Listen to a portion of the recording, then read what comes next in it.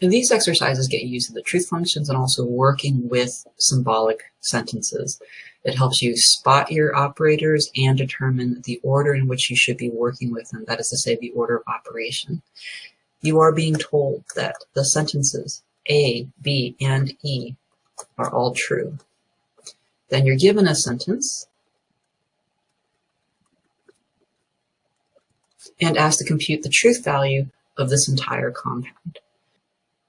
Before you start doing anything else, a good practice is to make sure that you've read your sentence carefully and identified the order of operation. That is, again, based on the scope of the operators. We always start with smallest scope and then work up to the biggest scope. This negation has as its scope just the single sentence letter that follows it. And so these negations all have the smallest scope, meaning that we can compute any of them first. The operator with the next largest scope is the conjunction. Its left-hand conjunct will be this compound, and its right-hand conjunct, that compound.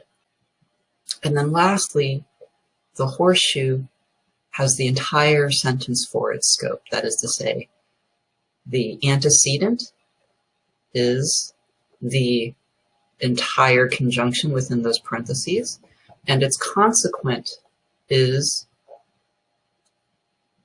the entire negation on its right-hand side. Now we're ready to compute the truth value of the entire compound. The first step in the replacement method is to simply replace the individual sentence letters with their truth values. And now we're ready to start our computations. Start with the operators of smallest scope and make your computation. A negated true sentence is going to be false, so we've got those truth values. Copy over what's left of the sentence and move on to your operator of the next largest scope.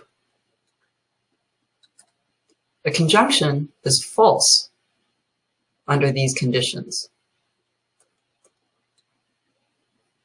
There's no computation on this side, so we just copy over what's left.